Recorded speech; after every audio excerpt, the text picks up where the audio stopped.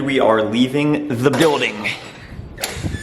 Today happens to be my 26th birthday. To celebrate, I'm gonna stand on that hill right there now and ask you guys to smash the like button below. We need at least 26 likes for 26 years of life. No matter how old you are, age is ultimately just a number. It's not a benchmark to measure yourself against other people. If you're anything like me, I'm super competitive, and sometimes I get wrapped up into the comparison game of, hey, that person's achieved this, that promotion, that level of income by XYZ age, and I'm not there. So it leaves me feeling behind. And then sometimes on the flip side, I'm saying, well, I need to go achieve this goal, that goal by age 32. I need to be a millionaire. I need to own the rental property, whatever it may be. Aside from all that, I wanted to talk about where I've been, not where I'm going, and talk about my story getting into software sales. 26 years of life. I'm going to take you guys back to the beginning, when I got a 19 on my ACT, when I never had an internship, no connections in the technology industry, no experience. I just got super lucky, and I'm going to talk to you guys about how I put myself in a position to get lucky so that you can get lucky as well. In high school, all I cared about was playing video games, eating Cane's chicken fingers, and taking the path of least resistance. I cheated in high school. I didn't care about grades. I grew up in a decent household with some money, so I said, I don't really care what happens. I'll go to college and the rest will take care of itself. So I only got accepted to one university, Ohio University. I got a 19 on my ACT. I had a low 3.0 grade. And you would say, yeah, Trent's gonna go on to get some average corporate job and go off and just live his own life in the world. I got to Ohio University. I decided to room with someone from high school, a friend, which was a mistake. I made literally no friends my freshman year of college. And a lot of people say they go to college and have the time of their life. That wasn't me. I stayed in my dorm room. I played NBA 2K. I was really good. And although I didn't have a great year, I think that that's what really fostered a lot of my competitiveness and saying, hey, we need to win at all costs. That was a complete scratch of the year. I met one person from across the hall, and that's who I ended up living with my sophomore year. And we were decent friends. We had a kind of a weird third guy who lived with us, and that was just it. I didn't like it. I wanted to transfer. And I kind of hated my life. I was used to everything being so comfortable in high school, things being done for me.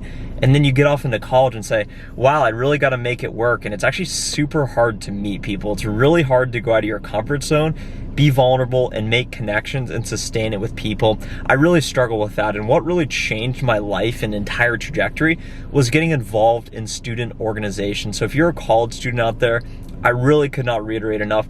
Go get involved, go do a business fraternity, go get in a sales organization, do something that brings you together with other like-minded people, because I actually wanted to get in a sales organization and I got rejected.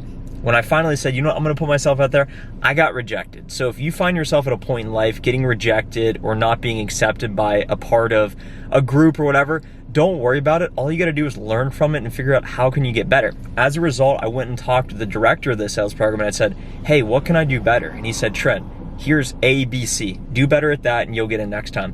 I took that feedback and I started applying to other student organizations.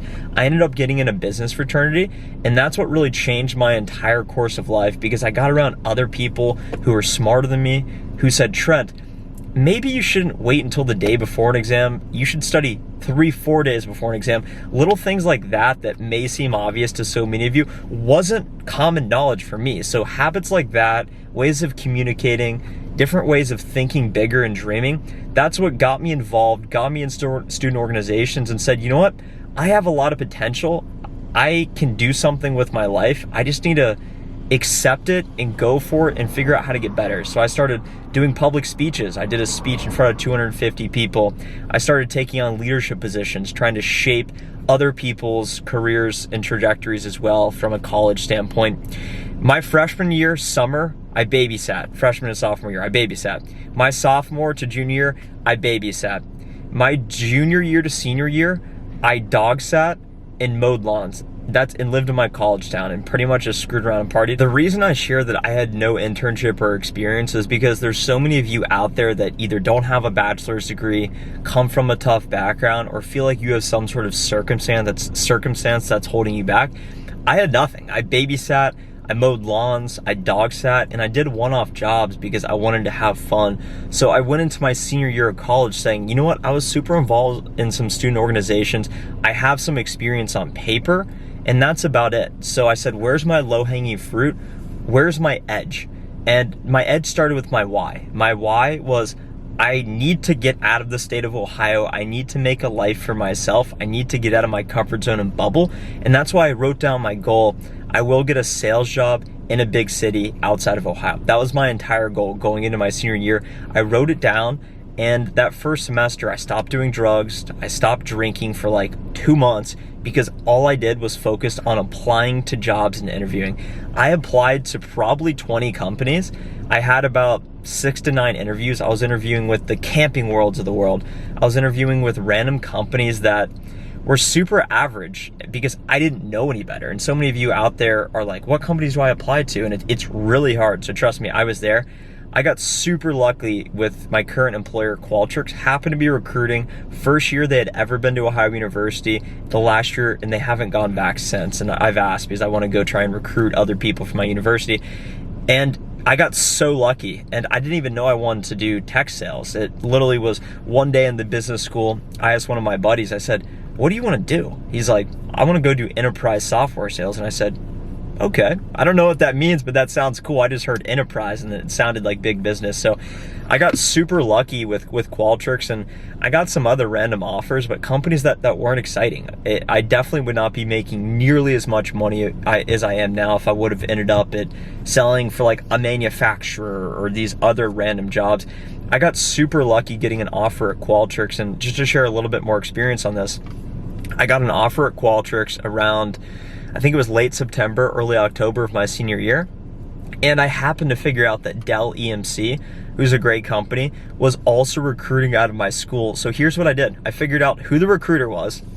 I reached out to her and I said, hey, I want an opportunity.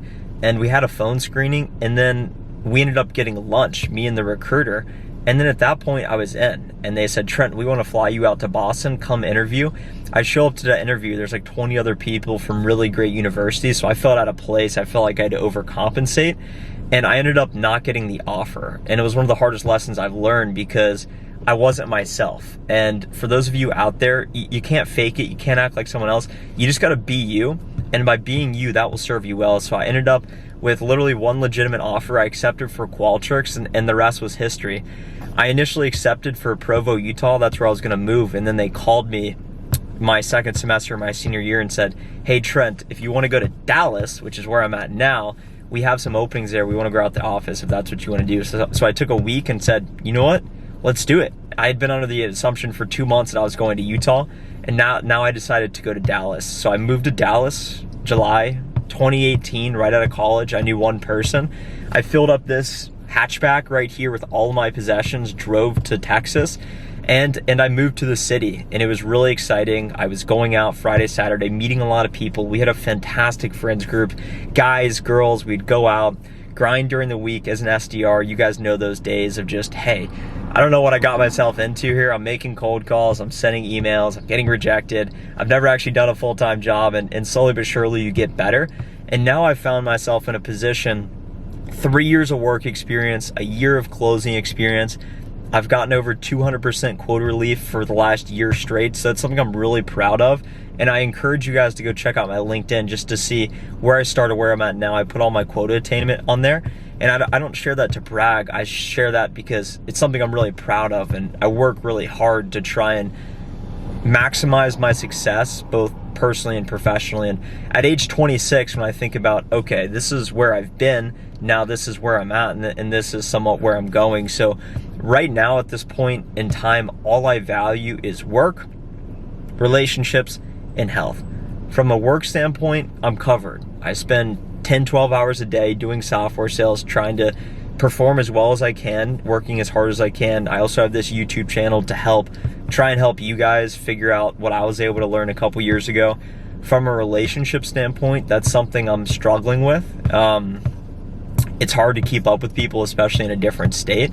And I don't necessarily go out from a social standpoint and meet other people as much as I'd like to. That's something I think I'll get better at. And then from a health standpoint, I go through stretches where I'm really good, where I'm really on point with my diet, I'm working out and running, and then some days I just lose it. Going into the weekend, you start drinking, you start doing all these other things, and you guys know exactly what that's like. But I'm just a person like all of you guys. I have dreams, I have goals, I have emotions, I get upset, I get happy, and really what it's all about for me at this point is just the striving for my goals, my dream, and I have a picture in my head of what I want the future to be like.